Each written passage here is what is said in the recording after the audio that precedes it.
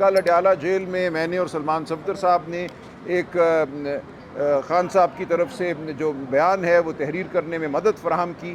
اس میں ہم نے یہی کہا ہے کہ آئین کا آرٹیکل 13 اور آرٹیکل 14 احترام آدمیت کی گارنٹی دیتے ہیں، ضمانت دیتے ہیں.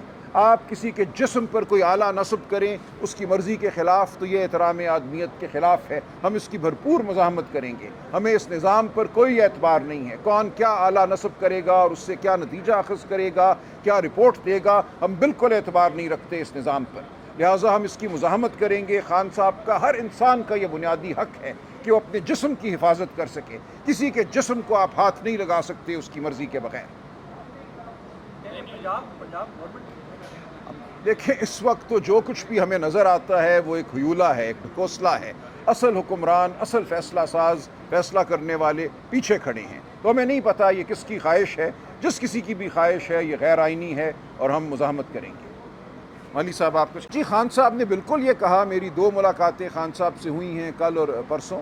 خان صاحب نے یہ کہا کہ مجھے خواہش نہیں ہے کسی سے بات کرنے کی، لیکن اس وقت ملک جہاں کھڑا ہے وہاں ضرورت ہے کہ ملک کی سب سے بڑی سیاسی جماعت اور اس کا لیڈر اور ملک کے ادارے آپس میں گفتگو کریں. یہ کوئی کسی پہ عنایت نہیں ہوگی. خان صاحب یہ سمجھتے ہیں کہ دشمن کا مقابلہ کرنے کے لیے یکسوئی کی ضرورت ہے. ملک کے اندر جو انتشار ہم نے نہیں پیدا کیا، انتشار انہوں نے پیدا کیا ہے جنہوں نے الیکشن لوٹا، جنہوں نے عدالتوں کو مغلوب کیا. لوگ ان سے بددل ہیں، لوگ ان کے خلاف کھڑے ہیں. ہم چاہتے ہیں کہ پوری قوم متحد ہو کر کھڑی ہو. اس لیے خان صاحب بالکل بات کرنے کے لیے تیار ہیں. یہ ان کی خواہش نہیں ہے، وہ سمجھتے ہیں یہ ضرورت ہے ملک کی. اسی طرح ملک میں کوئی سرمایہ کاری نہیں ہو رہی، نوکریاں پیدا نہیں کی جا رہی. ہمارے نوجوانوں کے لیے ناممکن ہوتا چلا جا رہا ہے نوکری حاصل کرنا. آپ اگر آج کے اخبارات دیکھیں، کل کے اخبارات دیکھیں، ملک کی سب سے بڑی تجارتی جو تنظیم ہے اس نے اعلان کیا ہے کہ ملک کی معیشت تباہی کے دہانے پر کھڑی ہے. تمام بلند بانگ دعوے جو ہیں وہ جھوٹ ثابت ہوئے.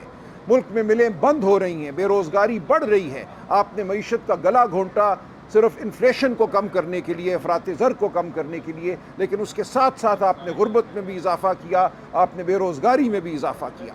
تو اس سب کا تدارک کرنے کے لیے ضروری ہے کہ ملک کی سب سے بڑی سیاسی جماعت، ملک کا لیڈر، قوم کا لیڈر، اس کی بات سنی جائے، اس کو شامل کیا جائے گفتگو میں. تو یہ وہ 2 معاملے ہیں جن کی وجہ سے عمران خان صاحب نے اس آمادگی کا اظہار کیا ہے. انہیں کوئی خواہش نہیں ہے، وہ کسی سے تقاضا نہیں کر رہے. وہ صرف یہ کہہ رہے ہیں کہ اگر مجھ سے بات کی جائے گی تو میں بات کروں گا اور میں ملک کی فلاح کا راستہ جو ہے وہ بالکل دکھاؤں گا. ملک کو یکسو کر کے، متحد کر کے، یگانگت کے ساتھ آگے بڑھنا ہے، اور یہ ممکن نہیں ہے جب تک آپ ملک کے، قوم کے لیڈر کو گفتگو میں شامل نہ کریں.